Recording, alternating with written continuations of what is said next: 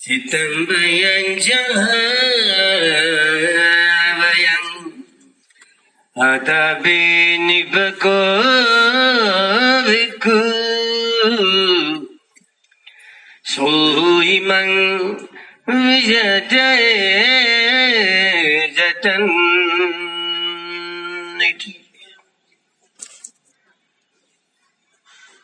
जो व्यक्ति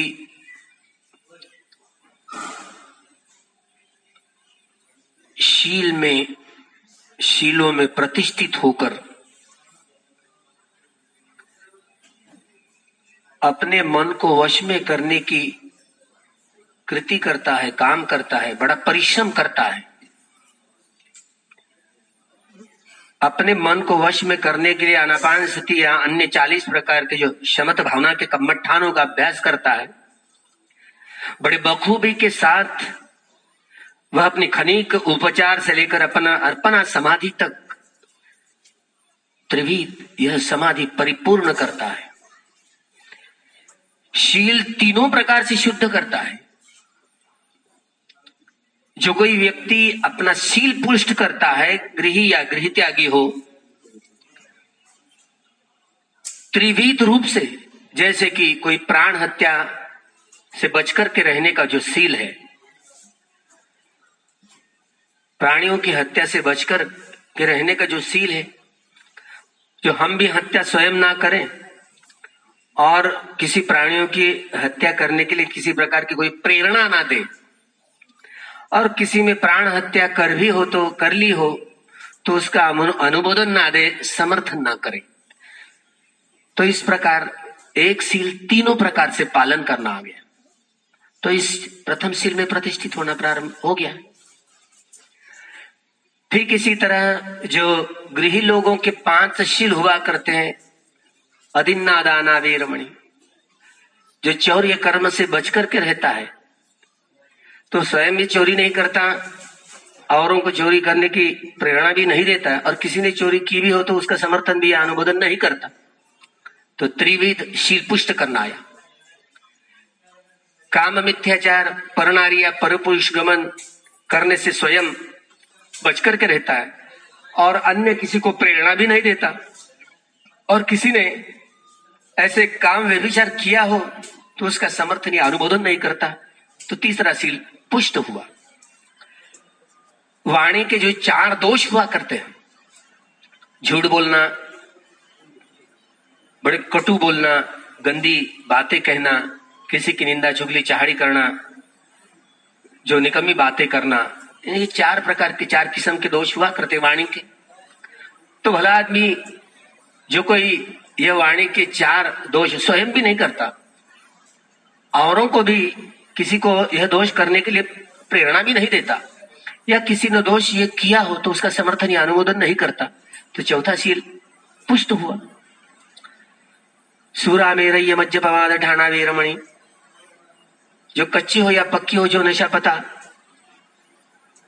वाली चीजें हो, उसके सेवन से स्वयं बचकर रहता है,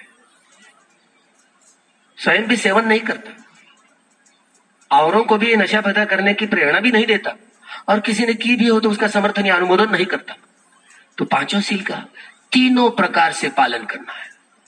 हम यूं ही अपने अपने स्वभाव के गुलाम हुआ करते हैं, तो मन अंतर्मन बिल्कुल मानता नहीं है, क्योंकि भगवान ने अलग अलग व्यक्ति के अलग अलग मानस को बहुत पहचाना है।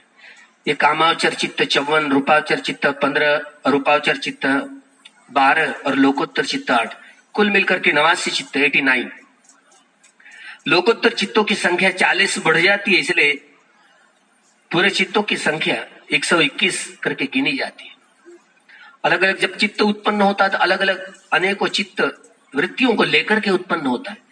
ये 52 प्रकार की चित्त वृत्तियां होती है, चैतसिक हुआ करते हैं। 28 प्रकार का रूप हुआ करता है, और 105 प्रकार के ऐसे गुणों में जो संग्रहित, जो मिलिंदपन्न पढ़ने के बाद पता चलता है कि ऐसे ऐसे कौन से सद्गुण हैं जिन्होंने मुक्ति की अवस्था को प्राप्त कर लिया हो, तो वह ऐसे सद्गुणों को भरा हुआ परिपूर्ण जैसे भांडार हो, ऐसे गुणों की सजावट यह सद्धर्म का सौंदर्य स्थापित करता है, अपने भीतर शील, समाधि और प्रज्ञा का सौंदर्य धारण करते हुए धर्म में लाभान्वित होता है, प्रतिष्ठित होता है। तो यही शीले जो व्यक्ति ऐसे त्रिविध शील पुष्ट करते हुए अपनी खनिक समाधि, उपचार समाधि और अर्पणा समाधि तक पहुंच पाता है। तीनों शीलों का पालन करने का मतलब है, इसे ही तदंग प्रहाण कहा जाता है। जैसे कोई अगरबत्ती या धूप बत्ती हवा के जिधर हवा बह गई है तो उस हवा के मुताबिक वह गंध बह जाती है, लेकिन शील का सुगंध हवा की विरुद्ध दिशा में। जो कोई व्यक्ति अपने त्रिविध शील को पुष्ट करता है तो हवा की विरुद्ध दिशा में शील, इसे ही तदंग प्रहाण कहते हैं। अंग प्रत्यंग में शीलों के सुगंधों के तरंग से सारा चित्त और सारा शरीर शुद्ध शीलों के तरंगों से भर जाता है, तरंगित होता है। इसे ही तदंग प्रहाण कहा जाता है। अनापान सती हो या अन्य 40 प्रकार की जो शमद भावनाओं के कम्मठान है, जो अपने खनिक, उपचार एवं अर्पणा समाधि तक पहुंच जाने वाले शीले पतिथाई नरो सपैया प्रज्ञा। जब प्रज्ञा से देखना ही नहीं आया, जैसे बाया पैर का जो मैल है दाहिने पाए से रगड़ रगड़ कर निकाला जाता है, ठीक इसी प्रकार प्रज्ञा के सहारे अपना तीनों प्रकार का यह शील है ना, तीनों प्रकार से परिशुद्ध करता है, तो प्रज्ञा के सहारे करता है। यही प्रज्ञा से देखना ही नहीं आया, प्रज्ञा से चलना ही नहीं आया, सम्मा दृष्टि। हर व्यक्ति, इसलिए चाहे वो गृही हो या गृह त्यागी हो, वह सम्मा दृष्टि साथ में लेकर के चलना नहीं आया तो कोई भी व्यक्ति हो, चाहे वो गृही या गृह त्यागी हो, वह मिथ्या धारणाओं को लेकर के चलता है तो चलना नहीं है, धर्म का रास्ता भूल गया। मिथ्या दृष्टि लेकर के सारी दुनिया चलती है।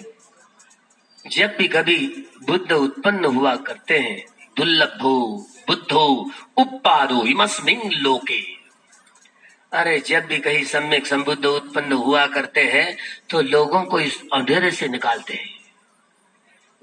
ये अविद्या की सारा अंधकार ही अंधकार, पता नहीं होता है कि दुख कैसे उत्पन्न हुआ, दुख का विनाश कैसे होता।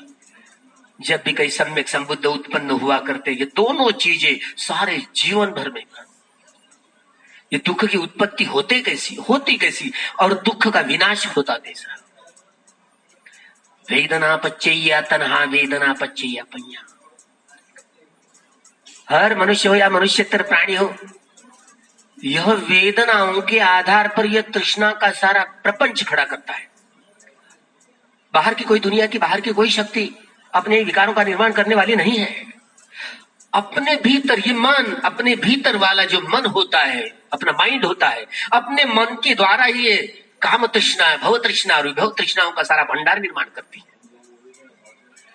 काम तृष्णा 500, भव तृष्णा 500 और विभव तृष्णा 500, कुल मिलकर के 1500 प्रकार की तृष्णाओं का इतना सारा संग्रह हमारे ही चित्त द्वारा हमने संगठित किया है। बाहरी कोई शक्ति जिम्मेदार नहीं है। हमने हमारे चित्त के द्वारा वेदनाओं के आधार पर यह तृष्णाओं का प्रपंच खड़ा किया, दुख का पहाड़ निर्माण किया। हमने ही किया ना, तो कोई दूसरा व्यक्ति यह पहाड़ दूर करने वाला नहीं है।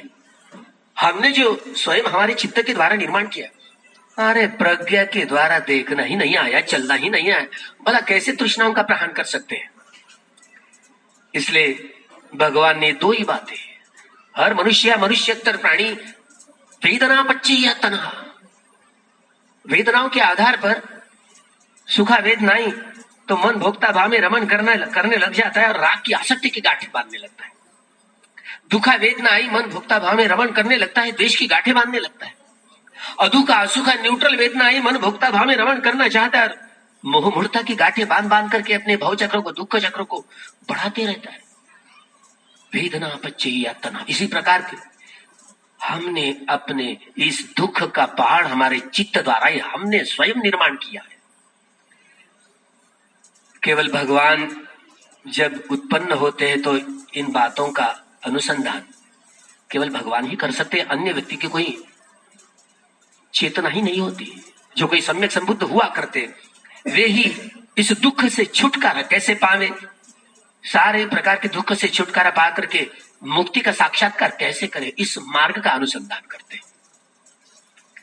जो व्यक्ति इस पथ पर चलता है, सम्मा दृष्टि साथ में लेकर के चलता है, मिथ्या दृष्टि नहीं, दुखे याणं दुख समुदये याणं दुख निरोधे याणं दुख निरोधगामिनी पटिपदां याणं इति उच्यते इति सम्मा दृष्टि। ये दुख का ज्ञान, दुख के समुदय के विषय का ज्ञान, दुख के निरोध के विषय का ज्ञान और दुख निरोधगामिनी पटिपदा विषय ज्ञान, चारों ज्ञानों का अनुभवन करते करते जिसको चलना आया, कैसे चलते हैं, सती संपजन्य न रेंचते, एक क्षण भी ऐसे बेहोशी मानना ना जावे, प्रतिक्षण काया के प्रति, वेदनाओं के प्रति, चित्त के प्रति, धर्म के प्रति जागरूक रहते हुए, सजग रहते हुए, सावधान रहते हुए प्रतिक्षण अनित्य बोध ही पुष्ट होता रहे, प्रतिक्षण दुख बोध ही पुष्ट होता रहे, प्रतिक्षण अनंत बोध ही पुष्ट होता। सब्बे संखारा अनित्याति सब्बे संखारा दुखाति सब्बे धम्मा अनत्ताति यदा मय्याय पश्यति अथ निबिन्दति दुःखे यही समग्रो विशुद्धिया। अनित्य का बोध, दुख का बोध, अनात्म का बोध, प्रज्ञा के ये तीन लक्षण है। ये तीनों लक्षणों में रमन करना है तो प्रज्ञा विहारी बनना है। प्रज्ञा विहारी बनने का ही मतलब है कि ये सती संपजन्य न रेंचते, एक क्षण भी ऐसे बेहोशी में ना जाता, काया के प्रति, वेदनाओं के प्रति, चित्त के प्रति, धर्म के प्रति क्षण प्रतिक्षण जागरूक रहते हुए क्षण प्रतिक्षण अनित्य बोध ही पुष्ट होता रहे, दुख बोध ही पुष्ट होता रहे, अनंत बोध ही पुष्ट होता रहे, तो प्रज्ञा जगी। यही है सती असिते पीते खाईते साईते संप जानकारी होती, चलते फिरते उठते बैठते जागते नींदते, जो भी कृति कर रहे हो, कर्म कर रहे हो, बड़े सजग रहते हुए अनित्य दुख अनंत बोध जगाते हुए करना है, तो सम्मा दृष्टि से चलना आएगा। कोई व्यक्ति गृह या गृह त्यागी हो, ऐसे जिसको चलना आ जाता है, बड़े अपने पुण्य कर्म के द्वारा दान आदि कर्म करते हुए, अपने शील पुष्ट करते हुए, यह शमत भावना के ये अनेक उपचार और अर्पणा समाधि तक पहुंचाने वाला जब यही अभ्यास करता है तो प्रज्ञा यही काम करने लगती है, जो प्राण का, जो क्षणिक उपचार और अर्पणा समाधि तक काम करते करते जो आनापान सती हो या अन्य 40 शमत भावना के कम्मठानों का अभ्यास हो, जैसे जैसे कोई प्रयोगशाला में कोई व्यक्ति प्रयोग करके अपनी सिद्धता करता है ना, ठीक इसी तरह अपने इस चंचल चपल मन को अपने संवर करने के लिए जो क्षणिक उपचार एवं अर्पणा समाधि तक पहुंचने का ही मतलब है विखंबन प्रहार। विखम जैसे कोई खंबा हो, काट दिया, बिल्कुल हिलता डुलता नहीं है, किसी तरह हिलते, बिल्कुल मन भटकता नहीं, ऐसे त्रिविध समाधि पुष्ट होकर के, अपने इस त्रिविध समाधि पुष्ट करके प्रज्ञा को निरंतरता से देखता है। अनित्य लक्षण, दुख लक्षण, अनंत लक्षण में, तीनों लक्षणों में रमन करने की प्रक्रिया, इसी को ही प्रज्ञा विहारी कहा जाता है। तो जो कोई व्यक्ति प्रज्ञा विहारी होता है, इसे ही समुच्छेद प्रहाण कहा जाता है, जो अनित्य बोध, दुख बोध और अनात्म बोध की निरंतरता बनाए रखे। त्रिविधीय समाधि जैसे त्रिविधीय प्रज्ञा के तीनों खंडों में रमन करना आया, प्रज्ञा विहारी बनना है, तो इसे ही समुच्छेद प्रहाण कहा जाता है। जिसे इसकी निरंतरता बनी रही, यही संखारोपेक्षा ज्ञान है,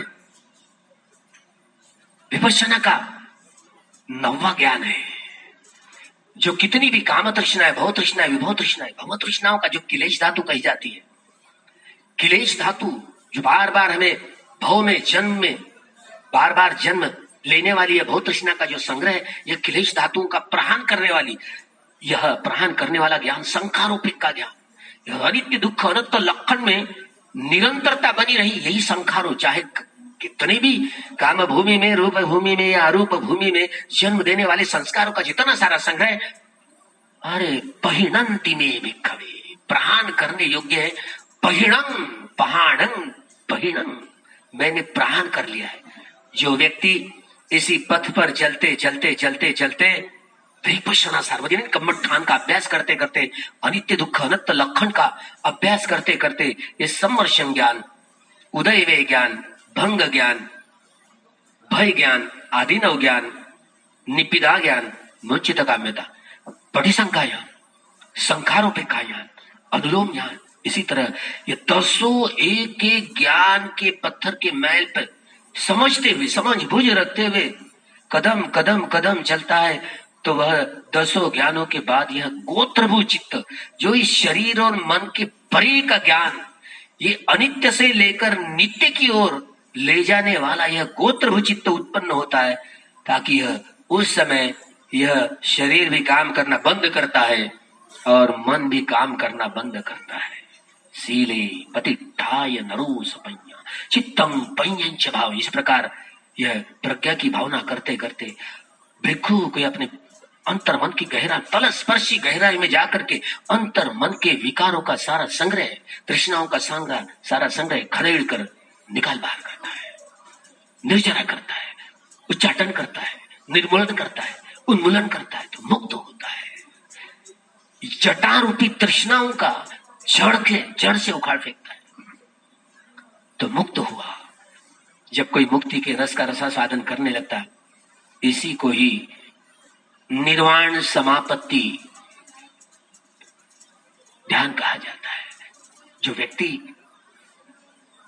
जब कोई व्यक्ति गृह या गृह त्यागी निर्वाण समापत्ति का अभ्यास करता है, तब इस समय वह चित्त काम करना नहीं करता है। लौकिक चित्त और लौकिक शरीर, इस शरीर के भीतर जो अग्नि वायु जल और पृथ्वी धातु और वेदना संज्ञा संखार विज्ञान, ये चार मन के खंड, ये सभी ये चित्त के चारों खंड और शरीर का सारा प्रपंच, अग्नि वायु जल और पृथ्वी धातु, सारा प्रपंच बंद हो जाता है।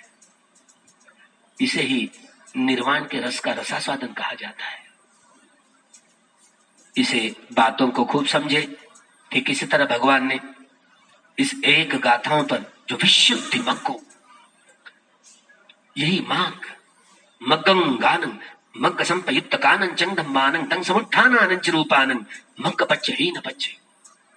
एक एक मार्ग का एक एक अंग प्रत्यक्ष कदम कदम कैसे चले। अरे चलना ही नहीं आया तो बहुत लंबा रास्ता है। इसलिए हर महीने के पूर्णमासी, अमावस और जो अष्टमियां महीनों में चारों उपोषद के दिन गृहों के लिए बड़े महत्वपूर्ण होते हैं, ताकि अपने तीनों शीलों को, तीन प्रकार के शील पुष्ट करने में बड़े सहायभूत होते हैं।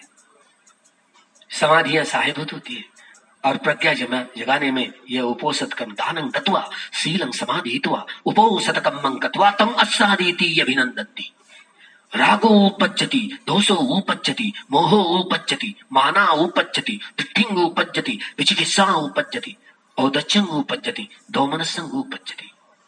तो इसी प्रकार अपने भीतर के जितने सारे काम तृष्णा, भव तृष्णा और विभव तृष्णाओं का सारा प्रपंच है, खदेड़ खदेड़ करके राग के, द्वेष के, मोह के, अहंकार के, दुर्भावना के सारा विकारों का सारा प्रपंच, उसका उन्मूलन होता है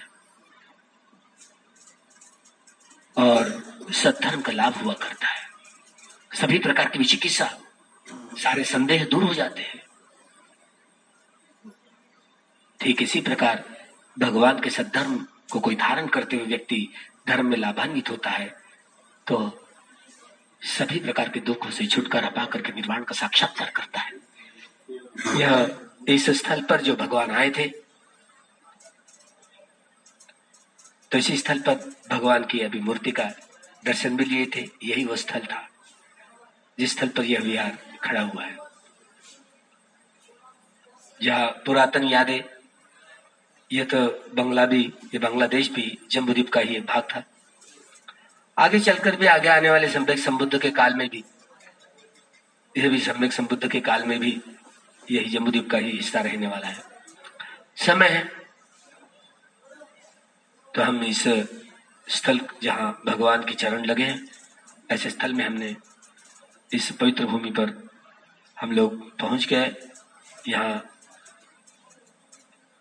3 शरण और 5 शील ग्रहण करते हुए भगवान की वाणी को सुना। थोड़ी देर मेत्ता भावना का अभ्यास करेंगे, सारे शरीर का शिथिलीकरण करेंगे, थोड़ी देर मेत्ता भावना का अभ्यास करेंगे।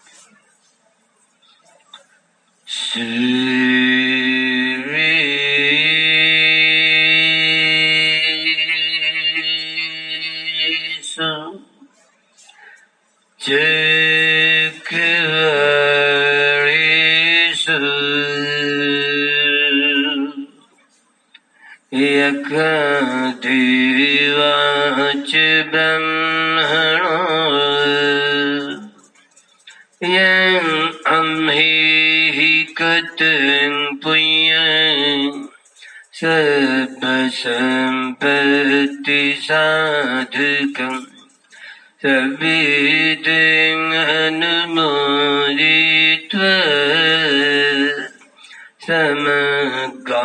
समग्रशासने रता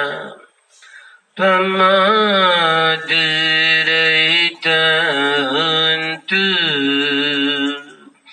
आरक्षांसु विशेषतो आरक्षांसु विशेषतो पुण्यभागमिदं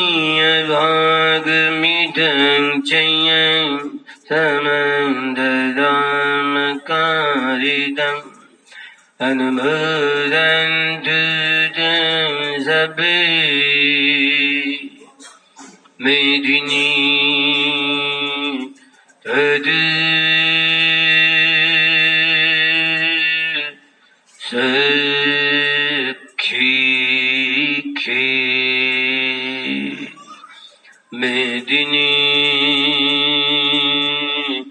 तद्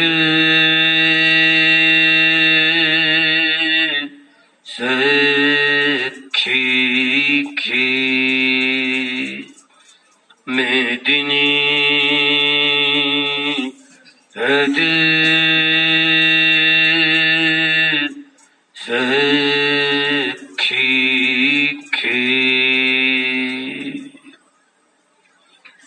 जय जय जय जय जय गुरुदेव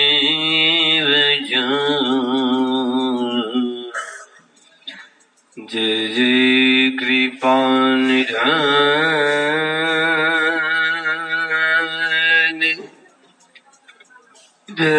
धर्मरत्न सादिया जो पाप निकट नहीं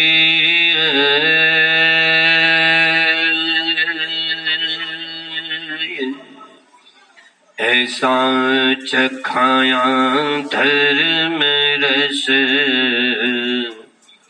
विषयन रस नल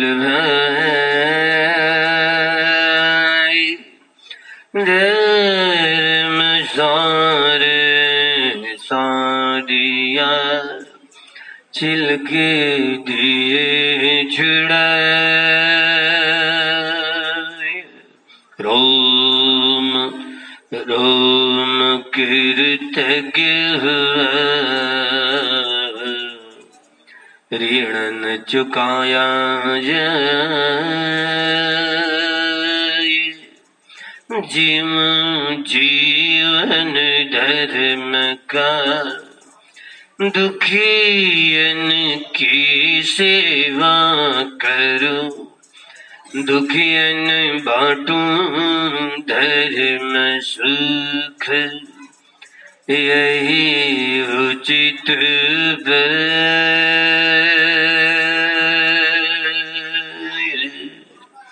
इस सेवा की पुण्य से भला सभी कहो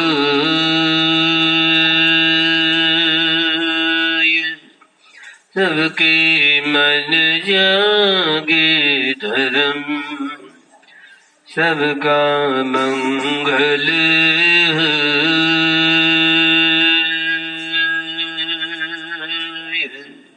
तेरा मंगल तेरा मंगल तेरा मंगल हो रे सबका मंगल सबका मंगल सबका मंगल हो रे इस धरती पर धर्म की अमृत वर्षा रे इस धरती के कण कण में अणु अणु में धर्म समाजाए, हर मन में सुख शांति छा जाए।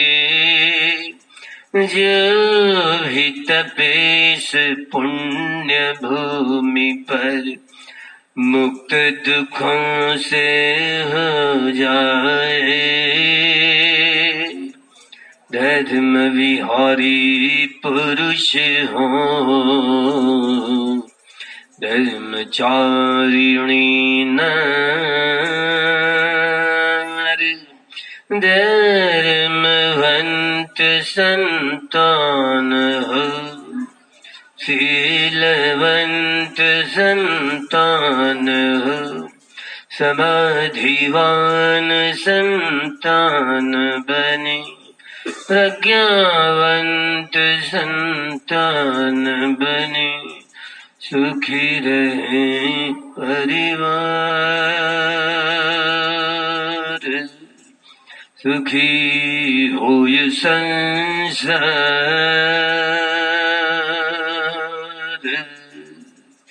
याद करूं सम्यक संबुद्धों की, याद करूंगा पच्चेक बुद्धों की, याद करूं बोधिसत्वों की, याद करूं अरहत सत्वों की, याद करूं निर्वाण सत्वों की, करुणा मैत्री अपार। सभी प्राणियों पर बहे धर्म गंग की धार। होए दुखों से पार, खुले मुक्ति के द्वार। सबका मंगल हो,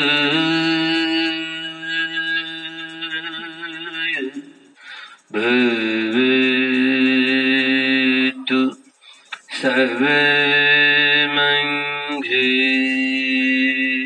सर्वमंगलम्, भवतु सर्वमंगलम्,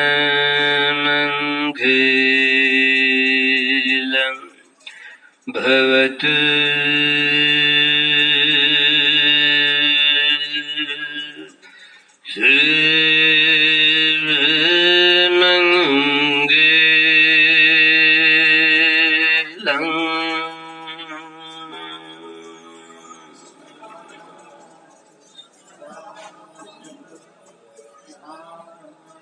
सुखी हंतु, सुखी निदुखा निरोगा निब्बाण प्रचयन्तु। सबका मंगल हो, सबका कल्याण हो, सबकी स्वस्थ मुक्ति हो, स्वस्थ मुक्ति हो। मंदिर में ये मंदिर में छुट्टी आ जाता है, अभी आ रहा है।